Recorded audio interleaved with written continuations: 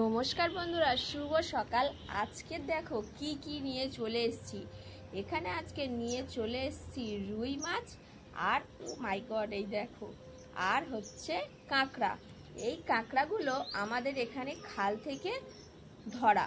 একটা ছেলে মানে আমার পাড়ায় হয়, তো তার কাছ থেকে কিন্তু আমার শাশুড়ি মা কালকে বলেছিল যে একটু কাঁকড়া ধরে দিবি। ওরা সবসময় যেহেতু ধরছে, আর এই কাঁকড়াগুলো ওরা ধরে দিয়েছে। আর এই রুই মাছটা দেখতে পাচ্ছ, এটা আমি আজকের সকালে যে দাদাটা মাছ আনে তার কাছ থেকে কিনেছি।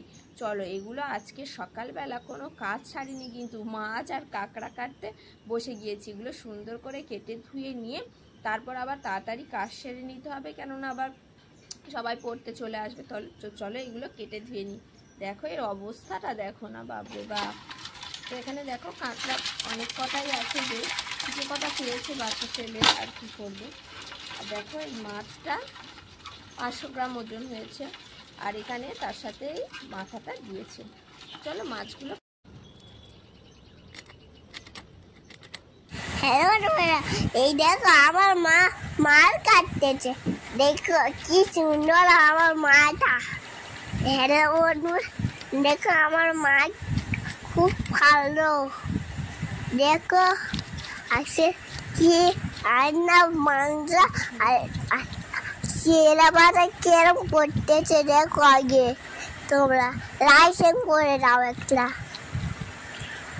তো বন্ধুরা, এখানে কিন্তু আমি মাছ কাটতে বসে গেছি, আর দিয়াঙ্কের ভিডিওতে ভয়েস দেওয়ার খুব কিন্তু ইচ্ছা, সেজন্য ও ভয়েসটা দিচ্ছিল।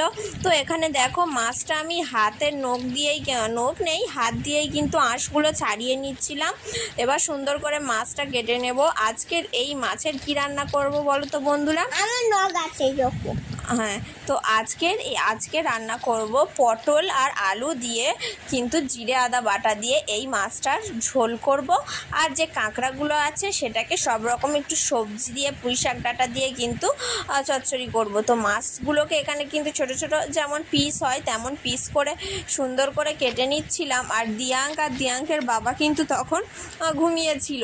আজকের অনেক সকালে উঠেছি মাছ কিনবো বলে, কেননা যে দাদাটা মাছ দেয় উনি একটু সকাল সকাল আসেন, তো সেহেতু মাছ উনি চলে গেলে তখন আর মাছটা নেওয়া হবে না। এই জন্য একটু সকাল সকাল উঠেছি।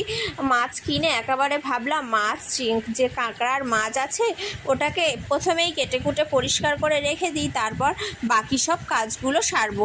তাই এখানে মাছগুলোকে সুন্দর করে কেটে নিয়েছি। আর যে মাথাটা নিয়েছি ওটা বেশ বড় মতো মাথাটা, তো মাথাটাও সুন্দর করে পরিষ্কার করে নিচ্ছি, আঁশ ছাড়িয়ে নিচ্ছি।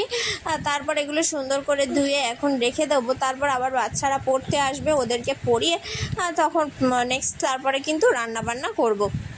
তো দেখো এখানে মাথাটা ছাড়ানো হয়ে গেছে, সুন্দর করে আঁশ ছাড়িয়ে পরিষ্কার করে নিয়েছি। এবার কাঁকড়াগুলো ছাড়ানোর পালা।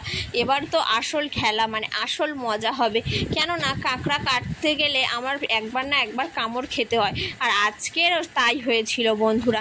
সব কাঁকড়া কেটে নেওয়ার পর শেষে একটা ছোট্ট টুকরো, অনেক সময় বলে না মানুষে যে ছোট জিনিসের ধার বেশি, তো আমার সেই হয়েছে। কাঁকড়া সব বড় বড় কাটার পরে শেষে যে ছোট কাঁকড়াটা ছিল সেটা আমাকে হাতে কামড়ে তবে শুনলো। তো এবার চলো কাঁকড়াগুলো সুন্দর করে কেটে নিই। কিন্তু একটাও কাঁকড়া আমি ধরতে পারছিলাম না। দেখো কিভাবে বটি দিয়ে মেরে এদিক ওদিক করে কাঁকড়াগুলো ধরছিলাম। প্রথমে দু একটা অসুবিধা হবে, তারপর আবার হয়তো ঠিক হয়ে যাবে। আর আমি আর এখানে দেখতে পাচ্ছ আমি জুতো পরেছি। আমার কর্তামশাই সকালবেলা বড় জুতো পরতে আমার বেশ ভালো লাগে, তাই ওর জুতো পরেই মাছ কিনতে গিয়েছিলাম ওর বাইরে থেকে। তো মাছ টাছ কিনে এনে আবার মাছ কাটতে বসে গিয়েছি। তো এখানে দেখো কাঁকড়া সবে মাত্র একটা কাটলাম, এবারে আবার কাটবো। দেখো কাঁকড়াগুলো কোথায় না কোথায় চলে যাচ্ছে, সেগুলোকে ধরে নিয়ে কাটছি। কি আর করা যাবে, কাটতে তো হবে সুন্দর করে। তো যাই পারে হোক, এখানে দেখো কাঁকড়া মাছ করতে গিয়ে এদিকে গাতে মাছ কাঁকড়া ভর্তি হয়ে যাচ্ছে, সকরি এটা ভর্তি হয়ে যাচ্ছে। আমাকে আগে চানটাই করে নিতে হবে, তাই না বলো? কেননা এই মাছের রক্ত গায়ে ভর্তি হয়ে যাচ্ছে। আর কাঁকড়া কাটতে গিয়ে আমার কি বেহাল অবস্থা দেখো না, কামড়ে নিলে আমার একদম অবস্থা খারাপ হয়ে যাবে। কত ভয়ে ভয়ে কাঁকড়াগুলোকে আমি কাটছিলাম।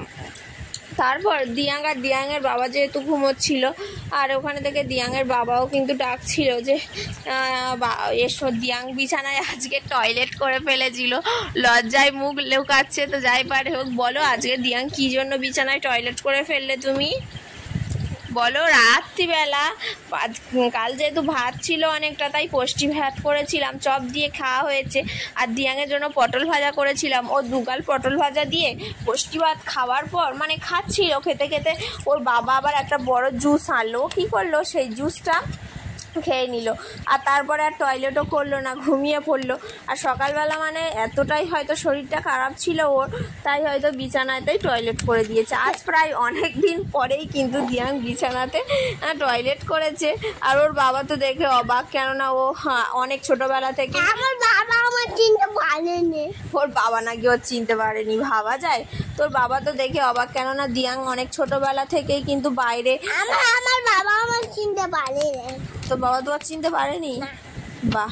তো দিয়াং অনেক ছোটবেলা থেকে কিন্তু বাইরে টয়লেট করা শিখে গিয়েছে। রাত্রিবেলা টয়লেট পেলেও কিন্তু ও বলে, তাই আমার কোনো অসুবিধা হয় না। আর দেখো ম্যাম, কি বলো তুমি? ম্যামকে কি বলো? ও ম্যাম, মেয়ে গোল টয়লেট। তো দেখতে পাচ্ছ দিয়াং কি বললো, ও স্কুলে যায় যেহেতু, তাই ও এটা শিখে গেছে যে ma'am may I go to toilet. তো ও আমাকে সেটাই বলে। মা যখন সবাই পড়তে বসে তো সবাই আমাকে ম্যাম বলে ডাকে, ও তখন আমার গার কাছে এসে বলে ম্যাম মে আই গো